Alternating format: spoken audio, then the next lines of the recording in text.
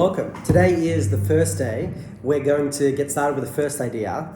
The first idea that I want to tackle is something that I'm sure everybody's aware of, what the world is in right now, and that is tests, COVID tests, and ideas of how to make them better. Very specifically, let's just get a quick summary and then I'll build up around it a little bit.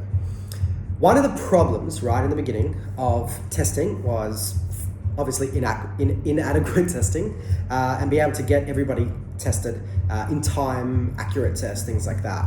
Now, I think if we would have been able to get, let's think of this. If everybody in the world would be able to get tested at the same time, I mean, we could have, let's say, tested everybody, or at least majority of the world, wait 2 weeks, and then boom, you're getting rid of it.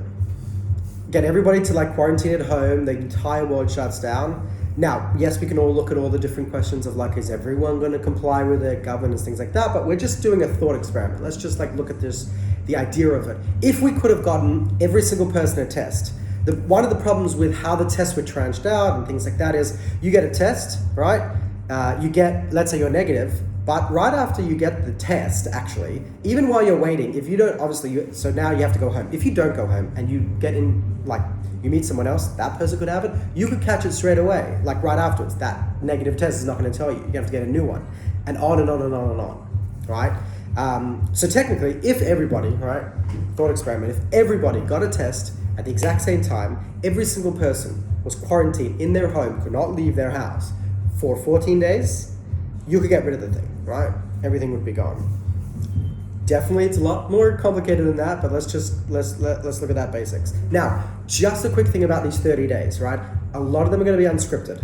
All of them are going to be unscripted. I'm just going to go ahead. I'm going to try not go higher than the 10-minute mark. I'm going to try to keep it lower than that. Some I'm going to get quicker, some things I'm going to get faster, but sometimes you'll see me speed up. If I realize I'm getting close to that 10-minute mark, I'll speed up. Maybe I'll continue it in another video. And I'm hoping, we're already at 2 minutes, hopefully this video will be a lot quicker.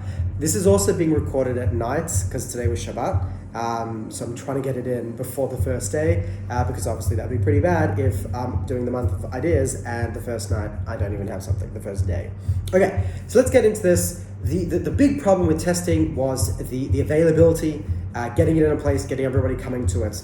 Now, what I think would be the coolest thing, and if we learn anything from this, because at the end of the day, really, people could make mistakes, right? Countries could make mistakes, states could make mistakes, everybody was learning how to do these things. But the problem is if you don't learn from it. That's the real big thing. If you do this, if you have, let's say, another pandemic happening later, if we learn nothing and we still have the same unorganization, not understanding, obviously there'll be things that we don't know about it because it'll be new. But if we haven't learned any new methods of how to deal with this and how to get ahead of it, in a way, it'll be for nothing. Obviously, we didn't.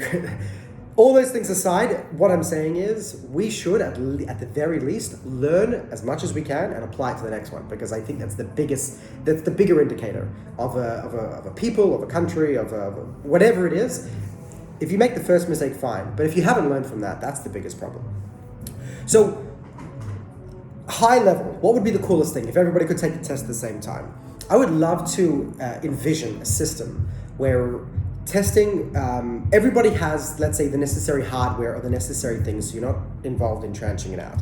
I see this as something like in an Apple Watch, right? I used to be very against the Apple Watch right in the beginning, right? Working with augmented reality, the idea of infinite space, infinite visuals, being able to see your entire field of view, having something on your arm with a tiny screen made no sense.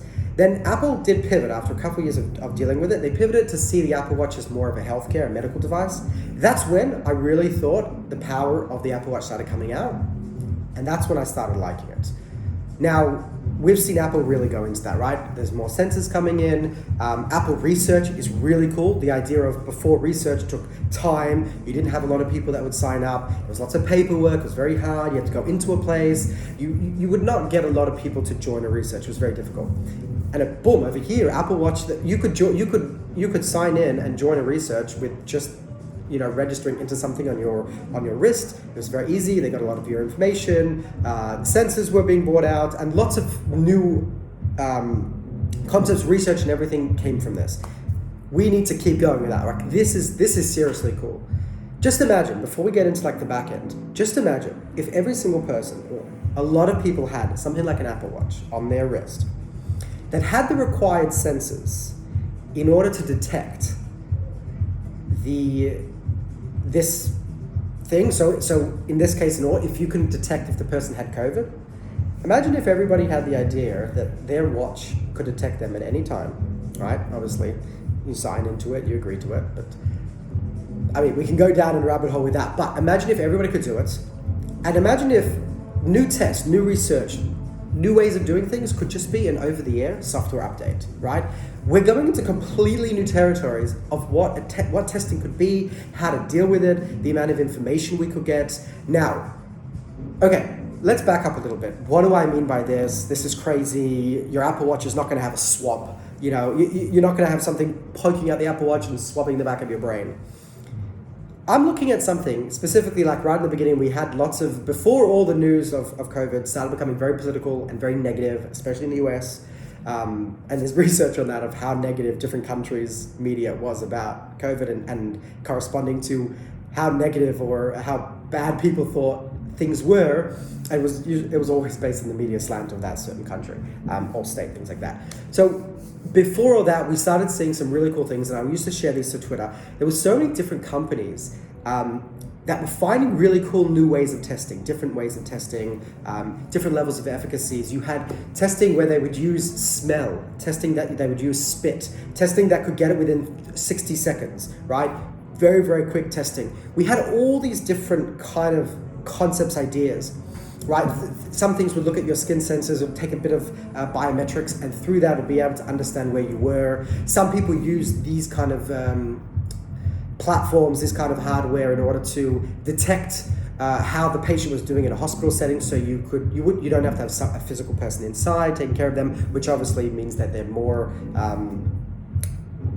You want to limit the human interaction between someone who has COVID and someone who doesn't. You want to limit that. So a lot of these tests we use it for this, but. If we look at this concept, that there's a lot of these cool ideas. Now, not everyone had the same efficacy as certain tests, but right, these tests take a lot of time, take a lot of money.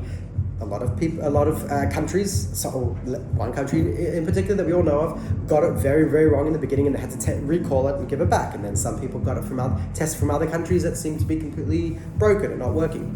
But if you get the ideas of all these different countries coming out with all these different unique things, now the efficacy of these tests, right, or the positive value or the negative value of these tests, they might not reach 90, 95%, 100%.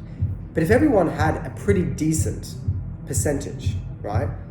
Imagine if you could bring all these things together. And remember, all these extra things could be just over-the-air software updates, right? Just think about if you were using things like smell, you were using things like saliva, right? This might sound disgusting, but if you spat on your Apple Watch, or you use the sensors, or we found one kind of biometric that was really good for detecting these things, and we built it into the Apple Watch. But think about just the concept, right? We're going through a thought experiment. Just the concept that you have quite a few tests being run on something on your wrist. It's not something that you have to buy, right? Obviously, all these like home tests and everything that were hyped up in the beginning, they could have helped in everything, but it wasn't huge enough and big enough to make a big deal. But imagine if everybody had a piece of hardware that had enough sensors to take quite a few tests. Altogether, you have a confidence level, and we can say, okay, based on 10 different tests that all happen simultaneously or one after the other for 5 minutes, we can say with 95% certainty that you were negative or positive or things like that, right? It's always getting improved, things like that. Now, like with Apple Watch, you actually sometimes have the incentive of these research places, like these universities, they had the incentive of actually purchasing the Apple Watch for the people in the research, right? Different stages. So you can imagine, especially in hindsight, when you look at the cost that this is having to the world, to different countries, and think about also what is the cost that we're going to all be incurring over the next 1, 2, 5, 10 years of this pandemic. It's kind of trivial to think if a city, a country, a hospital, a small company, whatever it is, actually paid for people to have a hardware, an Apple Watch, and we had these tests going. Now, I'm going to wrap up because we're nearly at the 10-minute mark, but that's the idea, right? Roll with it how you will. Would love to hear questions. We can explore it more as we go, but for now, that's it for the idea, and I'll see you guys in the future.